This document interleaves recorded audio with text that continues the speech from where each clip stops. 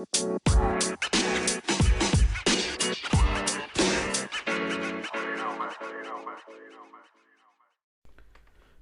going on, folks? This is LP, a Cincy fan talking. Welcome to another episode of a Cincy fan talking. Before we start, definitely want to say rest in peace to all of the victims we lost to police brutality. Um, I had a list. Well, I have a list here of victims of police brutality that I was going to go ahead and read off, but I really don't want to do that because I feel like there are a lot of people on this list that I know about that aren't here, and there are probably a lot of people that you know that I won't read that aren't on this list that you know.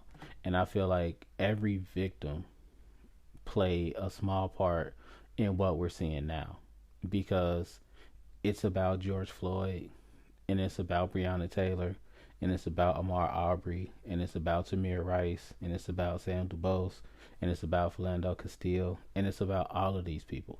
But it's about so many more people that we lost in the 60s and the 70s and the 80s and the 90s that led up to the moments that we're seeing on the television screen.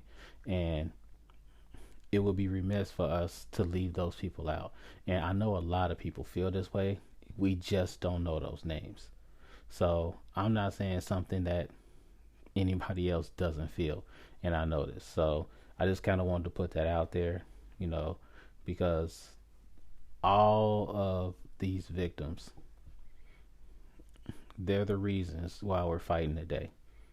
And they're the reasons why we're going to keep fighting the way that we are. And I hope that this isn't something that gets pushed under the rug in about 2 weeks. And that's something I'm going to speak on a little bit later. So rest in peace to all of the victims that we lost to police brutality. Please, please, please click on my Linktree page. Find ways to donate to different causes about police brutality. Find ways to join Black Lives Matter. And just kind of help yourself mentally through this tough time. This page will be updated as I find new resources. Please click on the Linktree as many times as you can, so that way you can find different ways to help yourself and to help others. So the page will be updated, hopefully weekly, as I find more resources. So that's pretty much that. And what I'm speaking on today is what I feel like it's a concern about a lot of people. And it's sports related, and it's kind of not, because it's something I really can't let go of. What I'm concerned about is how long this momentum that we have going as far as these marches and these rallies and all the stuff we're seeing on TV, as far as like coaches being caught out on the carpet with racism and all that stuff. How long can this momentum be sustained? Because we've seen this before. We've seen this story before. High profile case pops up. Everybody gets all jazzed up. Next thing you know, people are being called out on the carpet. Then something else pops up on the news cycle. Slowly but surely, something that we're fighting for gets slid down on the news cycle. Next thing you know, we're not talking about this serious issue. We're talking about something that's not so serious. Or maybe it is serious, but it's not as serious as what we're fighting for, which is breaking systemic racism, which is our goal. That's what we're fighting for. So that's my question. How long can this momentum be sustained? And personally, I feel like our sports leagues can play a very, very, very strong role in sustaining this push that we have right now. I feel like they could play a strong role because we have leagues that haven't started yet. And as this push kind of wanes down, these leagues are going to start again. And what I would like to see is these leagues make their push to combat racism, to combat police brutality, to combat the things that we've been talking about for so long, not just on the first day of the season, but for the entire season. These ads that we're seeing popping up, like these videos, with the coaches and everything, and the entire league saying that they're going to fight racism and they hear us and they want to do better. This is stuff that I would like to see in leagues all season. That's just what I'm thinking. Um, this is something I expect the NBA to do. The NBA, they're really good at letting their players talk for themselves, and the teams are really good at listening to their players and speaking out for their players. Major League Baseball, they've been a little bit better. Joey Votto wrote a really good piece, as a matter of fact, in the Cincinnati Enquirer that I would definitely encourage a lot of people to read. Joey Votto has always been honest, always, and what he wrote was extremely honest, and it was really really good. It kind of let us into how he felt about everything that happened, and it was really honest, and it was really really good. It's something that you should read. So I'm watching the NFL on this because to me, the NFL is going to be the barometer on how American fans feel. Now, you can kind of say what you want about this, but the NBA is more or less, I definitely wouldn't call it urban, but it's more global and is more receptive to change. Your NBA fan is much more receptive to change. I'm not saying that every NBA fan is, but most NBA fans are going to be receptive to change. Your Major League Baseball fan, that used to be America's game. So your Major League Baseball fan may be a little bit older, maybe not, but your Major League Baseball fan, they're kind of in their niche. They're kind of who they are for the most part, and you can see it in their teams. You can see it in the way they handled the whole kneeling thing. Kneeling in front of the flag back in 2016. Didn't see a whole lot of players participating in that. But as far as the NFL is pretty much America's game. You're going to find an entire cross section of fans. You're going to find your black fans, your white fans, your male fans, your women fans. Any kind of fan that you're looking for, you're going to find in the NFL. You're definitely going to find in the NFL.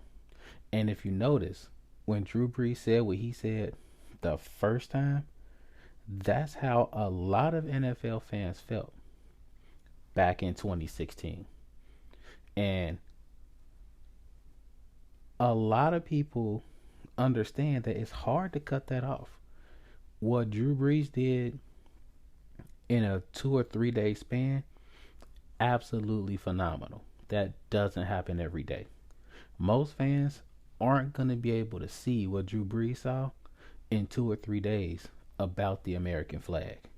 So when Adrian Peterson decides to kneel when the Star Spangled Banner plays, it's going to be really interesting to see how NFL fans take it, because there's going to be a whole lot of division on both sides about this issue by the time the league starts up again.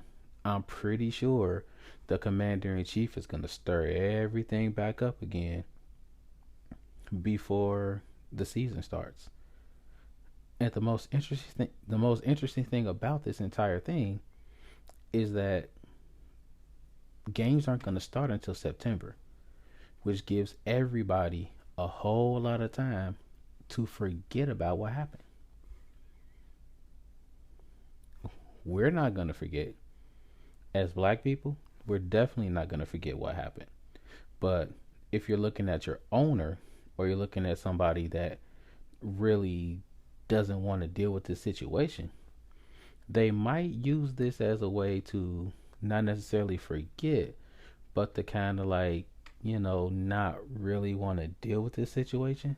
So I feel like it's up to us as fans to kind of keep this in the ear of the owners, definitely the media. Just kind of keep this out here. Let everybody know what's going on. This is still an issue for us. This is something that we want to see handled.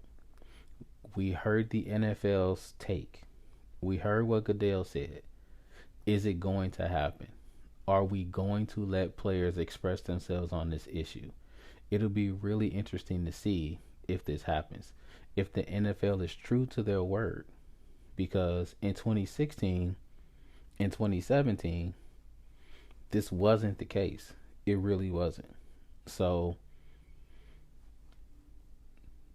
we're really going to need to see what happens, because the last thing we will want to see is all of these sports leagues, especially the NFL, the biggest sports league that we have in terms of dollars and in terms of basically ratings. It would be a shame, a crying shame, to see these leagues just kind of pump us up and make us think that they care, and then 2 months into their season, all of a sudden it's like, where are the ads? Where are the videos? Like, where are the little crawls on the bottom of the screen saying end racism, end police brutality? This is stuff that we need to see, because we have kids watching these. I mean, something pretty cool that I saw on 2K. I'm an avid 2K player. 2K basically stopped online play from, I think, 12 to 2.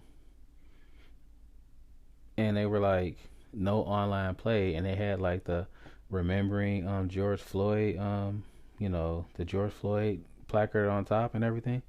And I thought that's pretty cool. Started the conversation with the kids. And it's like, look, we're not going to play games right now. Here's what's going on. You need to have a conversation about this. And that was a video game. That's something pretty cool. This is stuff that needs to go on in sports leagues. Making sure that people are having these conversations. Watching that little crawl, in police brutality, we stand with you on racism, crawl on the bottom of the screen, so you can at least have those conversations with your kids. And they may be tough conversations, but as black families, we do have those tough conversations. So hopefully the NFL is true to their word. We're definitely watching. So I feel like it'll be really interesting to see if the NFL does what they're supposed to do, or does what they say they're going to do. So, and I feel like it's on the NFL, because they are the biggest league in terms of ratings, and they're the ones that kind of fell down on this before. So it's up to them to make it right. And that's just my take on it. So we're going to kind of sign out on that. And we're going to kind of change up the whole program. We're going to kind of shorten these episodes up a little bit, and then do more of the episodes. So expect another one to come out in a couple of days. Be ready for that. But until then, definitely RIP to all of the people we lost to police brutality in the systemic racism thing. We've been screaming this for decades. Hopefully people are listening. So, hey, until we talk again, this is LP, Cincy Fan talking. Life is good. Talk to you guys later. Peace out.